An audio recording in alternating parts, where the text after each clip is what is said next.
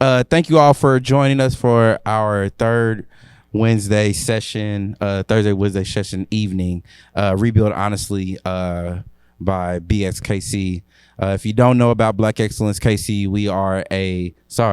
Black Excellence Inc. We are a nonprofit organization, right? I have my lawyer here, so she's going to correct me on all my terms. Thank you. We are a nonprofit where we serve Black professionals here in the Kansas City region with their upward mobility by connecting them with with resources and people who will help them with their upward trajectory. So we host this talk every month, Rebuild Honestly, to be able to provide transparent conversations around subject matters that we feel like impact our community. And I think a hot topic over the last couple of years, I would say over the last 6 to 8 months, has been building generational wealth, right? And being on social media, you now have all of these influencers who are presenting their get rich quick schemes. If you buy this LLC and then you got this shell company and then you can write this off, so forth and so on. But I wanted to do was use this platform to really just kind of bring some truth to the light of what it takes for you to build generational wealth, explaining what generational wealth is and the importance of it and why it is such a hot topic right now for our community. So I got some of the people in the space that I know personally, that I work with, have been great supporters of the organization so far, and just super appreciative to have such a great panel. And I don't do well. I like letting people introduce themselves, and so we're gonna start to my immediate right with this lovely young lady, and we'll have her introduce herself, and then we'll come back with our first question. Go ahead. Okay, good evening. Thanks, Craig and the BXKC team for inviting me. My name is Adrienne B. Haynes. I am an entrepreneur here in town and also an attorney. All right, next.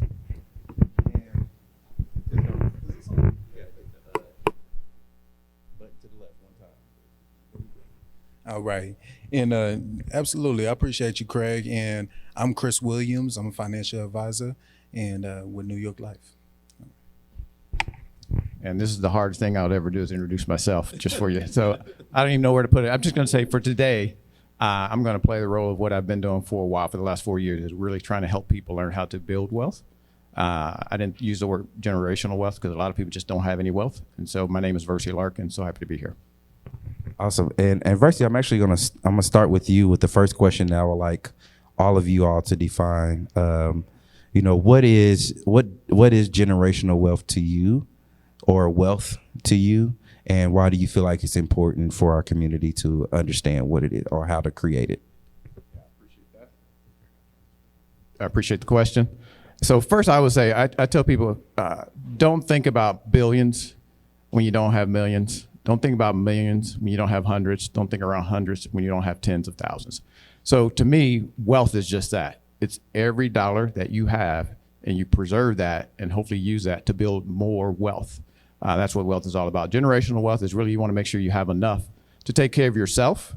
And then one time in the future, when you're not here, you're able to pass it on to your children, your grandchildren, and generations after that. It's pretty straightforward in principle, but it takes discipline. And so generational wealth to me is whatever you need now and whatever you think your kids need later, making sure you're making a way for them. Go ahead, Chris. Go ahead, bro. I definitely like what VERCIE said, and I think that was so well. I made me want to change my answer, but no, definitely with generational wealth, I think it's being able to set up the next generation. Just as simple as that. Being able to set up the next generation, and definitely you have to take care of yourself whenever you're, if it's, say you're drowning, you want to take care of yourself. You want to make sure that you're not drowning, and then you could be able to help somebody else out. And so I think just being with generational wealth, doing the same thing for your generation, and then you can set up the next generation and just compound on top of that. All right, Ms. Haynes. So for me, generational wealth are one's assets, both tangible and intangible, that you can pass on down, to the next generation. Of course, I think VERCIE made a great point, as the gentlemen have, taking care of your own self. And then at a certain point, I think, the estate planning that we do through the law firm it's taking care of the estate that you have, making sure that your business assets are going to be able to transfer, making sure that in the event of your incapacity, whether that's temporary or permanent, that your wishes are documented, and then ultimately that final transfer of your titled assets to those that you love. Can I get on a tangent? Go ahead, Are we ready please. to do that yet? Yeah, we are. Okay. Dive in. Go ahead. I just wanted to say, the tangible and intangible part, because when I think about estate planning, sometimes people are like, hey, I don't have anything. I don't need to plan.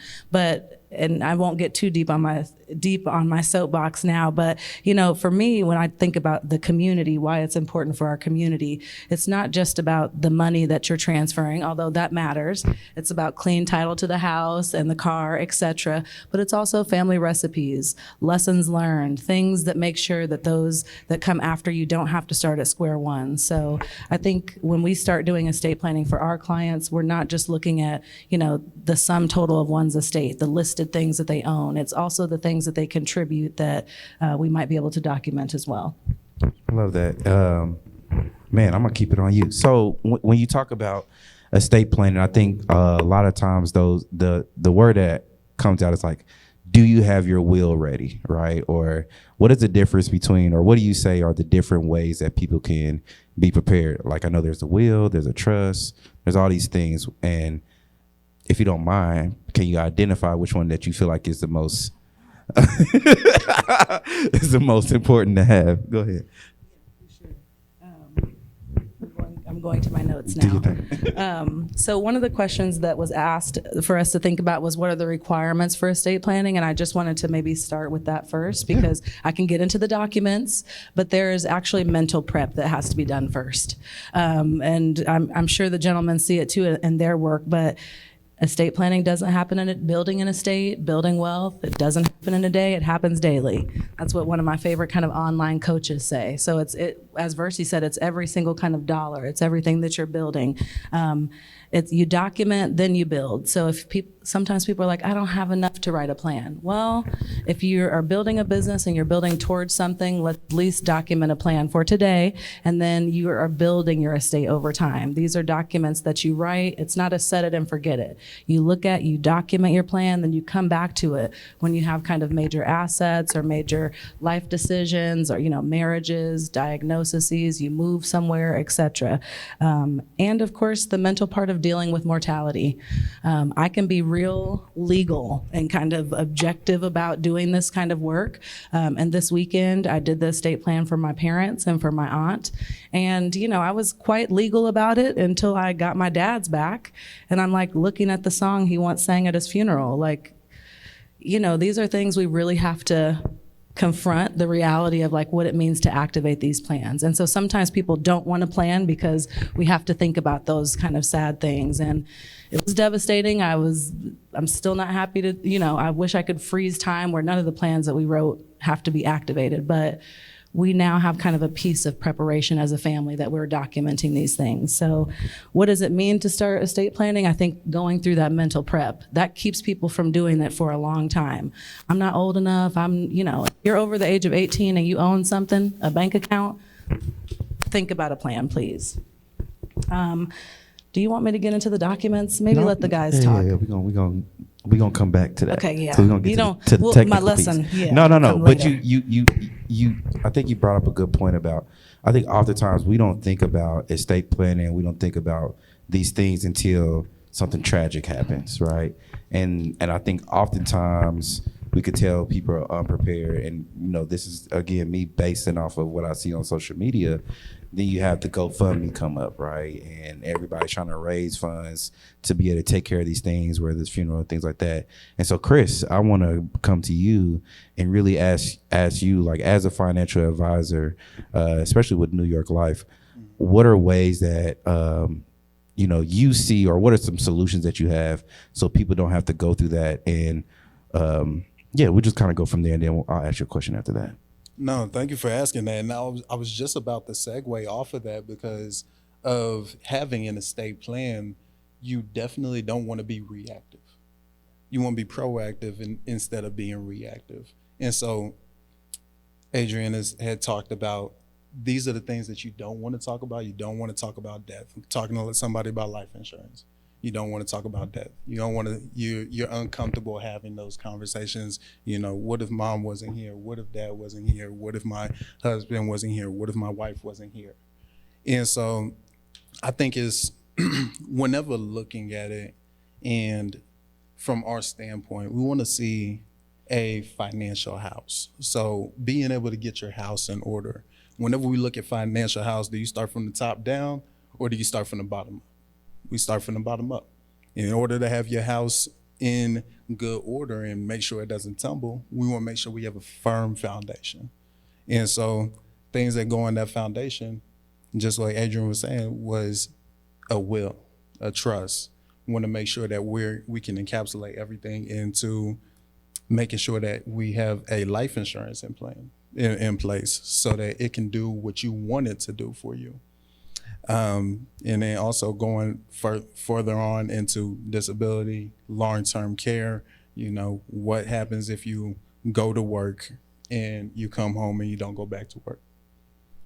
We've had that conversation. And then also if you go to work and you don't come home, had that conversation as well. And so I think everything just goes all into the same type of box, but we're looking at that firm foundation, especially because in the world that we're in, if we're talking about generational wealth, have so many interactions where people want to get from step 1 to step 100, you know, just like that. And so I think it's just so good, and just knowing that if I want to get there, all the little steps that need to be in order to capitalize. And also, if something were to happen, because life, you can't plan for life. Life is gonna happen the way that life happens. And so if life happens, that your plan still goes exactly according to plan.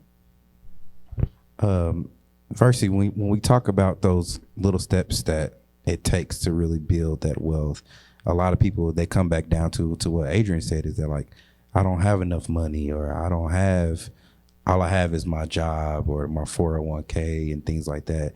And I know in your book, Make It Rain, you explain the sacrifices that you have to take in the beginning to build that generational wealth. Do you mind like expounding on what those sacrifices could be? And I mean, I know I got Jordans and Nikes on. That was the first thing that he. yeah, I already know. But You're good. It's a guilty pleasure. Sorry. It's all good. I appreciate you know what was coming. So I'm gonna pivot on you. How about that? No. So I'm gonna talk about this wealth, this estate plan first, because I'm going through it right now. The first time my wife and I had an estate plan, we were about to travel on a trip, and our kids were going to be left behind. And we thought, what happens if something happens to us? So we come back from that trip and we said, we need an estate plan. So we did ours about 2015. That ain't good. It should have been done earlier. but we recognize the need. And so we're actually going through a refresh as we speak. We do it every year, like you said. And so we're going through the refresh, and we're talking to our relatives, and my wife says, we're gonna go refresh our estate plan. And said, what's that? So, okay, crap. Now we gotta go talk to them. And so it's not something that people know they need to do, but because we have gone through so many things in our lives, we realize with parents passing on and brothers and sisters passing on, we said, we've been through enough squabbles. I'm being nice when I say that. Once they've passed on, about what to do with the car, that is an asset. What to do with the furniture, those are assets. What about the clothes? This is my favorite clothes. This is my favorite suit.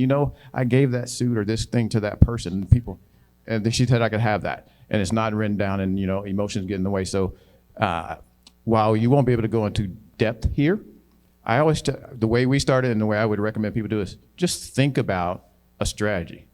What would you like done with everything you have if you were not here tomorrow? Who would you like it to go to? Could go to charity, could go to family members, could go as generational, but just think about it. What's my strategy? and just look at your walk around your house one time and go, ooh, I really want that to go to Calvin. You know, I'd like that to go to, and then you get yourself in that mindset. Now you can kind of back yourself up and say, oh, well, what about the money? Or what about the insurance policy? Did we actually sign that and make sure that's going to who I want it to go to?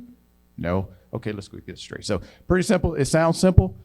We've gone through it enough to know, you know, our emotions are not there anymore. But before it was, my wife was like, oh my God, Erica is going to want that. Michael's going to want that. But then they might fight over it. I said, we got to decide. Or ask them up front, and then we work it together. So it's important, it's important, it's important. People think they have a will and they're good. You are not. And so as a myth in our community, I got my will, or I wrote it down on paper. That all sounds good until it's time to actually make a decision, because then it goes to court. And so making sure you got everything you need, or work with the professionals that know how to take you through this. I know a lot of things, but I don't know how to do estate planning. And so what I did, we found someone to help us through that. And I would recommend everybody do that, even if it's just a consultation to start, so that you can actually start that mental transition that you need to go through to get to the point where one day you're willing to go in there and have a conversation with someone in fact. So in terms of sacrifice, for me, I'll give you the story. So, I mean, I grew up in Dayton, Ohio, and I grew up in just like in a low-income family. We did everything from dumpster dive to you name it, everything you can to live. But once I graduated from college, I got my first job. I started to work at Monsanto Research Corporation, and I got a $26,000 a year check, and I was rolling. Y'all, that sounds funny to y'all, right? I was rolling. I had bought a car. I bought everything you could imagine that everybody does, thinking, man, I've never had this much money. I made more money than anybody in my family. I was on it, right? And so I was rolling up, doing the things that I needed to do, I thought. And then an older man, he said to me, he said, VERCIE. I'm coming in like 3 a.m. or whatever. He sees it all the time. He catches me going out back to work at 5 a.m. He goes, VERCIE, what are you doing? I said, what do you mean? He says, you know, if you burn the candle at both ends, it burns a lot faster. You need to slow down. Are you putting your money away? That's the first conversation I had. So I got lucky that there were no financial advisors in my neighborhood, but are you putting your money away? I'm like, what do you mean? Are you investing for your retirement? Heck no, man. Are you? So that's the way most people start. So I learned to sacrifice a little bit earlier, and what I did, now this is going to be interesting, what I did is I took a little money. I was cheap. I said, okay, I'll take 5% and to have that taken out of my 401k and have it start to be invested. I thought it was going to be the most painful thing I ever did. After about 2 months, I never missed it. So it felt like a sacrifice, but it really wasn't. And this is going to be funny. This is probably perfect timing. I got a letter in the mail 2 weeks ago, roughly 2 weeks ago. I opened that letter, and because I only invested like $10,000 in that thing, I was still trying to be stingy. That account is worth $60-some thousand today. I'd never put any more in it. And that's the magic of investing in compound interest. That was one account. I never even looked at it. Got a letter in the mail. But I got smart. I got to a little bit older in life, and I got to Compact Computer Corporation. We were about to have a kid, my first daughter, and we looked at each other, Lisa and I. She was working, I was working. We were rolling, still a little bit. And we said, we got to change. We got a daughter coming. And so we learned to live without her salary, and we lived with my salary until such time that we got more comfortable living with less. And we started investing then and just kept investing. Talk about painful. Everybody be going out to the clubs, going out to dinner, going out and having a good time. We'd be sitting in the front yard playing with the kids. And what I've learned as I've gotten older, as I said, it's called delayed gratification. At this point in my life, I can do anything at any time, and we can do anything at any time that we want to do. So I got a little lucky. And so what I spend my time doing now is actually going out and meeting with people and telling them and teaching them how to do it. And if they're so inclined, I'll go to their house and say, let me go set your financial house up in about 30 to 45 minutes. It's for free. Don't y'all come to me all at once. I got to plan it. But I try to do that because my gift right now is really trying to help people do exactly what I've learned how to do through, I'm not this guy. I don't give advice. I just help. And so anyway, a lot of sacrifices. We save money. We have a thing in our house. We still have it. It's a jar, and the jar says "Dream Big." And so when my kids come into the house, we all deposit our money in the jar, and we've been doing that since they were born. And we take that money when it fills up, take it to the bank, put it in the bank. When we get enough in the bank, it goes into an investment account for each of those kids.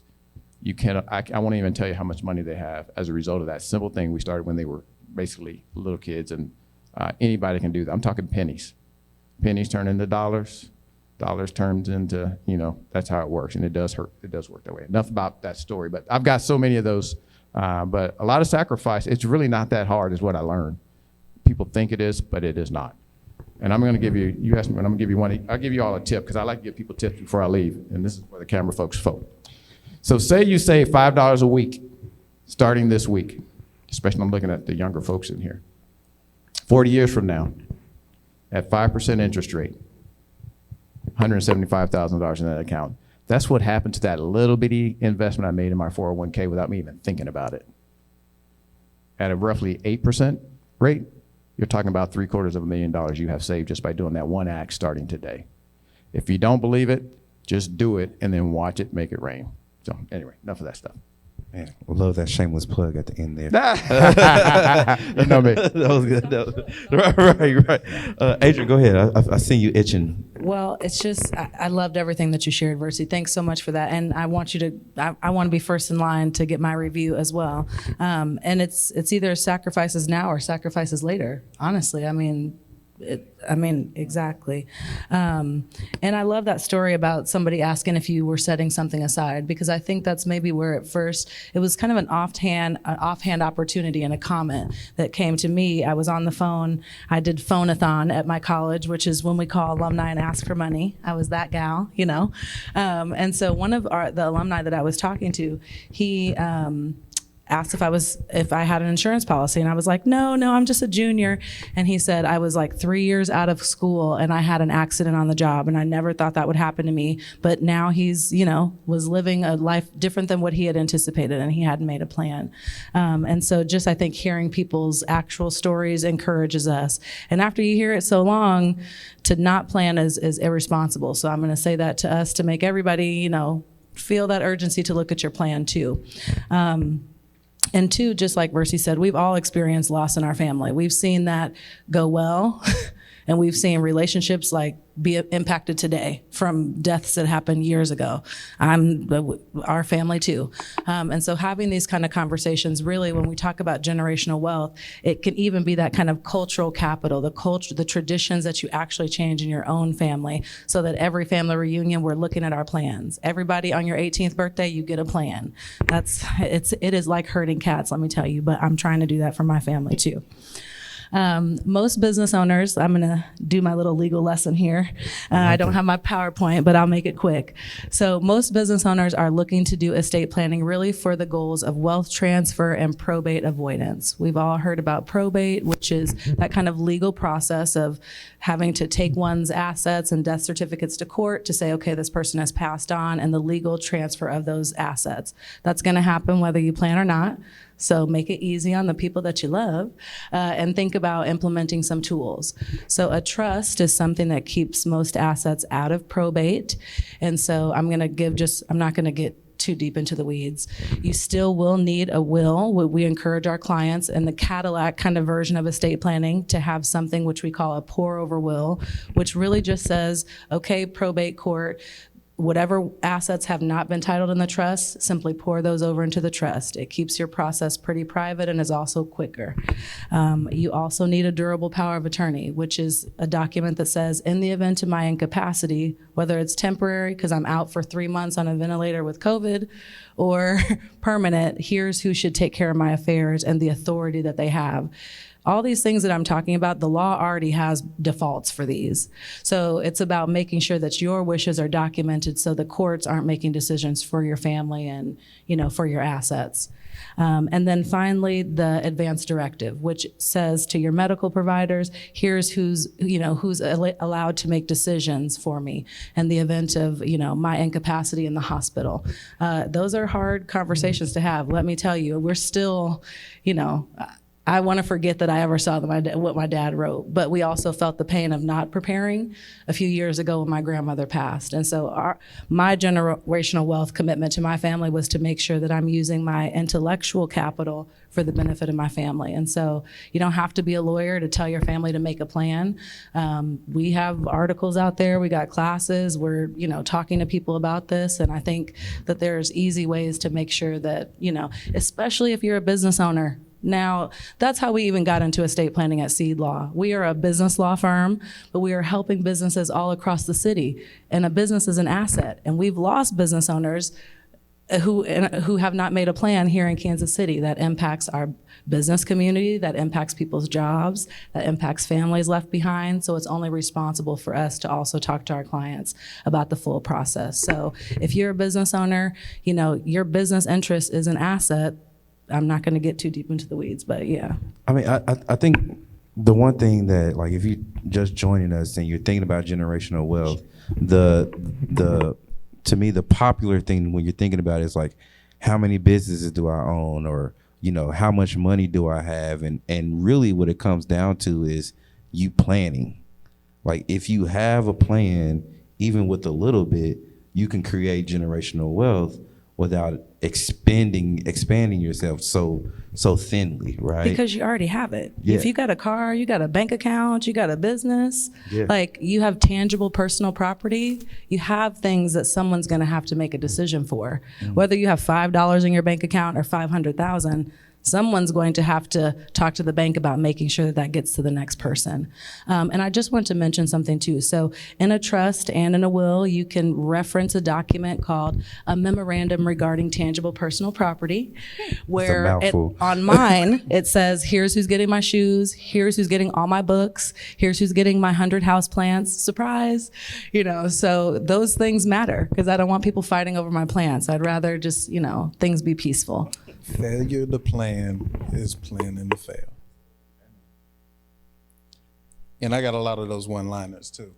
I think this came off, but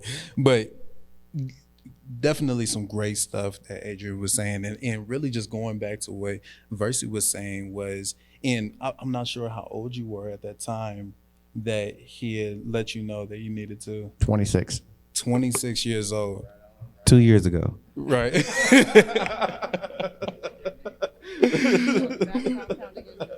Right. I think that's so beautiful though, because a lot of things that get lost in translation is, matter of fact, let me put it like this. We are constantly paying the government through taxes. If you own a home, you're paying the banks. You're paying student loans off. You're paying all of these other bills, but let me ask you something. When are you going to pay yourself first? When are you going to pay yourself first? And I think that's exactly what hit VERCIE at that time. And I'm so happy that, somebody had brought that up to you, because I think a lot of people, just get lost in this loop of life where you never get around to paying yourself first. And by the time that you come around to it, that's when it's too late. Or not too late, but you just don't have that time. You cannot replace the time. And so just like how one can get from Kansas City to St. Louis, like you're on the highway, you go 70 miles per hour, just replace the speed with money. So time and money equals distance. And that's how you're gonna get to where you're going. Chris, I wanna ask you, once you have that foundation and things are set up, like as you were saying, like your house is set up. I remember you did a consultation with me and my wife the other day, and you helped us, reimagine what life insurance was about. So I would like to ask all of you all, like, what are some tips or some things that our community just are not aware of that we could take advantage of right now that will help us in this journey of building generational wealth? Absolutely, that's a great question, and I think it all depends on where you see the future. And so especially for the life insurance question, I think what we need to ask ourselves is, what do we want life insurance to do for us? Because a lot of the times whenever we think about life insurance, we think of it as just insurance and furthermore burial insurance. But if we want life insurance to, I keep it like this, we want life insurance to keep things as normal as possible.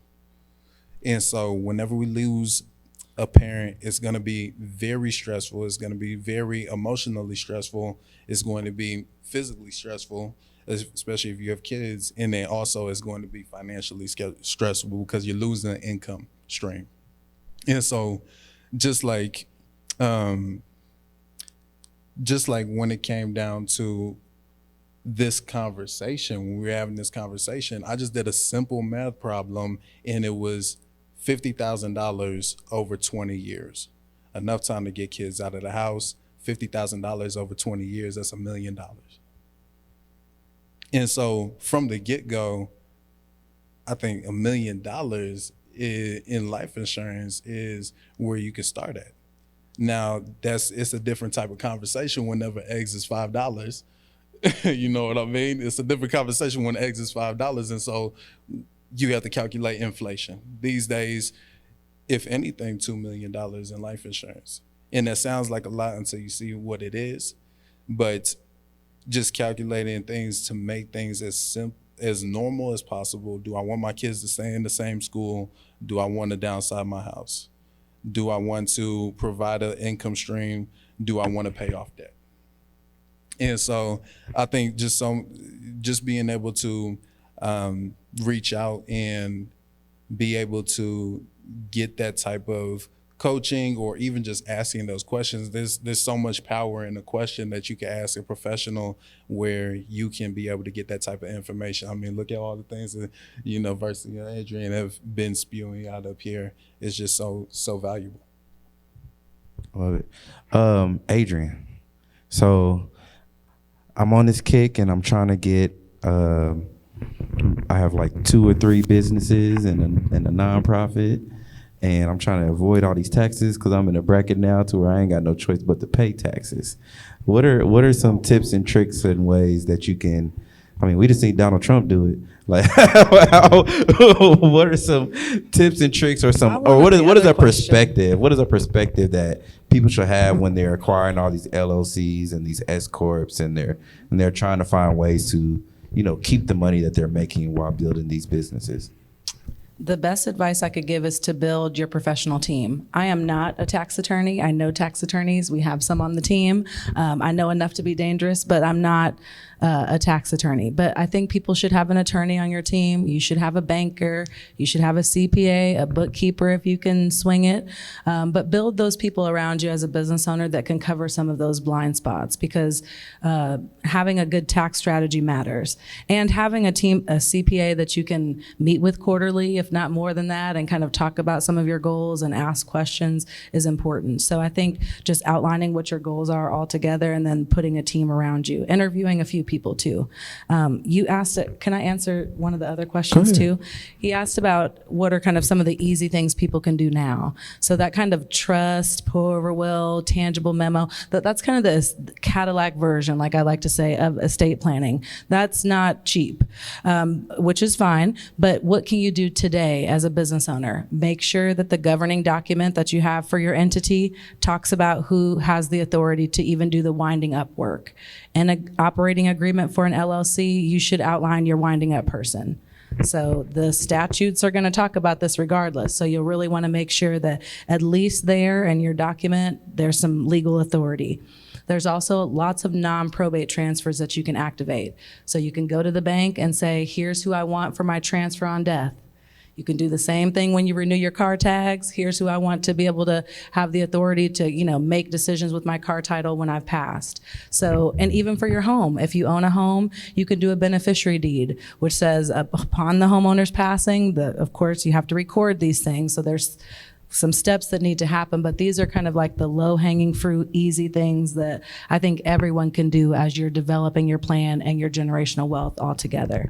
And then just also start to begin to develop your inventory, your personal inventory. What do I have? What do I want to transfer? And you might find that you have more than you think you do.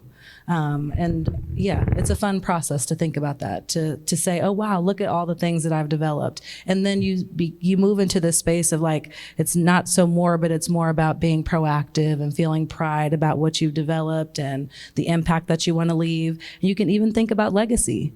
Be able to move into okay, I'm gonna make enough money so I can have a HAYNES foundation too, like the Kauffman Foundation, like we're talking about the bare minimum things, but we're doing these things so that as a community we can think and elevate a little bit higher. So yeah, thanks. Love it. VERCIE, I wanna go to you with an extensive background of, investing and in many different sectors. How do you see, I believe that we've had plenty of talks to where I feel like you are wanting to encourage more people who are established to be able to invest back into our community. What do you feel like are the best ways for them to get started in doing that? Is it angel investing, or like how do you see that kind of playing out with the work that you do? Yeah, so I'm going to give you two answers to that one. So I was just in a discussion yesterday. And the first thing I encourage everybody to do is you don't have to be rich to invest in your community. You don't have to be high income earner to invest in your community. If you see people in my opinion, if you see people in your community that that you trust, that are wanting to start a business, contribute to what they're trying to do. That's how we build our community. That's job one. $1,000, $100, for a micro loan. That's how I started. Let me be blunt. I started because I had no experience investing in businesses. But I found some people that I said, you opening a barbershop? Okay, I'll buy some chairs. Right. You want to open this stuff? I'll buy you a stove. You don't have to do a lot to help people start a business. The majority of business, I worked in the SBA for a while under the administration. The majority of businesses start with less than $12,000. Think about that. Could you get 12 of your friends to come together and say, let's go build something on this corner that we own, that we patronize, that we build, that creates income and jobs in this part of town? It's not hard. That's how I started. My first investment in a business in Kansas City was $10,000. There are 3 of those businesses now in Kansas City. So it's not hard. So that's the practical way, and that's the way. And I still do that. I'm like a ground up kind of guy. People see me in all these stuff, but I'm a ground up guy. I'll just say it that way. So the other things are angel investing, which people all want to talk about, and venture capital investing and all that kind of stuff. And I said, you know what? For me, I love learning. And so the first thing I did was invest in it through angel investors for a larger number of businesses. And the reason I did that, I joined a group because I said, I don't know anything about it. I'm not going to try to figure this out on my own. I joined a group of angel investors. I said, I have some capital. Now I want to get educated. And so that's what I did. I did the same thing in the venture firm, right? I invested in 2 venture firms through groups, not doing it on my own. Then I got enough confidence and I said, okay, now I want to do it on my own. And so you know this, I think you know this. So we created a venture fund with a group that I know out of Florida for women and minority-owned tech businesses. And so we did that. We raised that, we closed that, and it's going well. So we've done that, but everything I've done from ground up, and I always go learn first so I can make sure I understand something before just kind of jumping hedgehog into it. And so that's how I did it, and that's the best way to do it. And there are groups around this community. Matter of fact, you folks in this room can become a group. You don't have to go find other people. I'm sorry, I'm a little preachy here because I do get excited when you talk about this stuff. But I think we tend to look to others for things we can do for ourselves if we would just be a little willing to trust each other, invest in each other. We live around each other. We party with each other. We go to picnics with each other. We go to concerts with each other. We'll buy some gym shoes with each other. Take some of that and put it into a business. It's not that hard, right? I agree, and I'm gonna do a little sponsorship ad right now. We do have an accelerator, angel accelerator that we have here to kind of help you teach you on how to be an angel investor here at Keystone every Tuesday at 5 o'clock, 4 o'clock, 5 o'clock. And that's the whole point. And to me, the even more reason why it's important for us to have this partnership with Keystone is because when we think about those founders, those Black founders in particular, who are trying to go out and find investment, and they're in that what they call valley of death, right? You're away from, you're too far along for your family to continue to invest in you, and you're not far enough for a VC to invest in you. So you're in this space to where you really need angels to help. And so I really appreciate VERCIE, because he is a person of his stature who is willing to kind of talk to these founders to be in that space to help them grow. But we need more people like him. And like they said, it doesn't take a lot for you to kind of get in that space. That's why I appreciate Kevin for opening up that class to our members.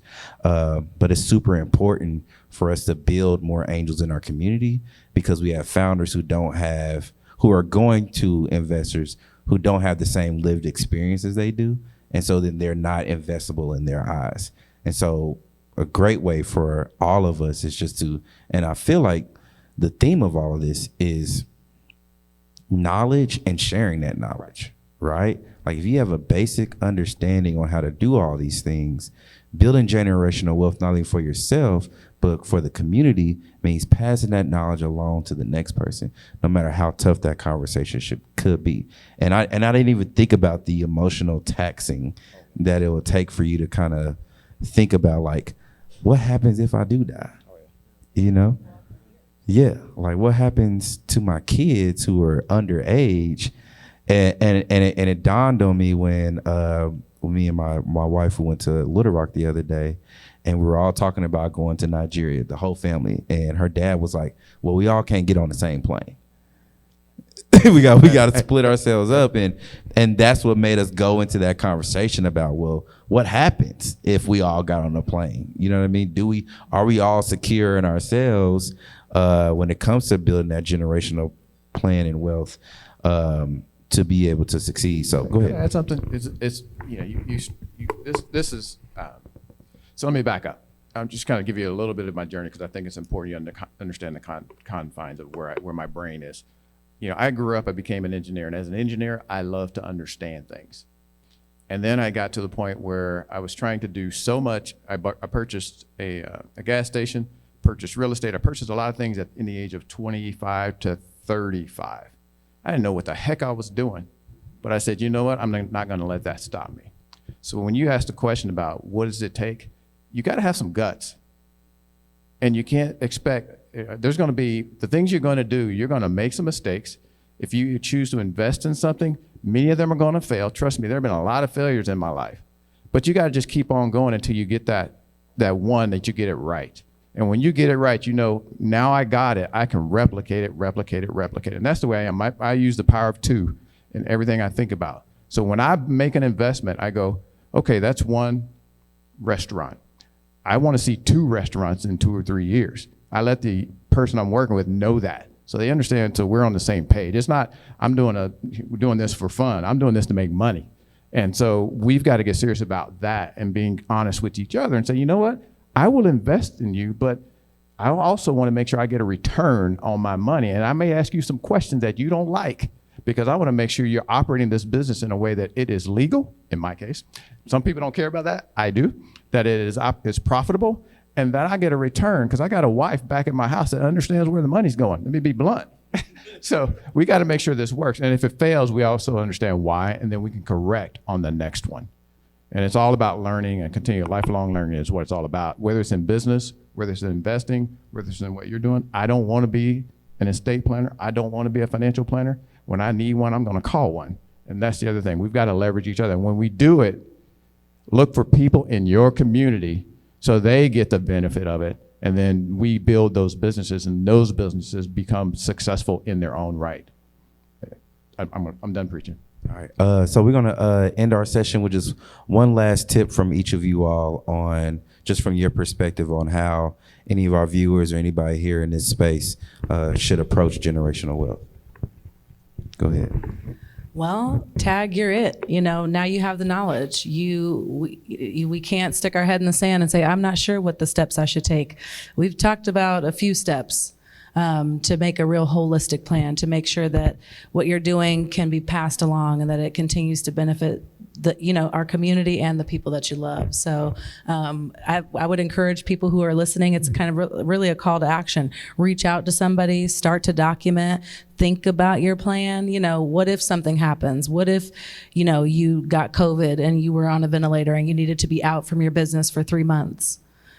Or, on a more happier note, you want to be out of town for 3 months, but we have to think about both sides of things and just to make sure that our contingencies are covered. And it is responsible as business owners to do that. So thanks again, Craig, for the opportunity.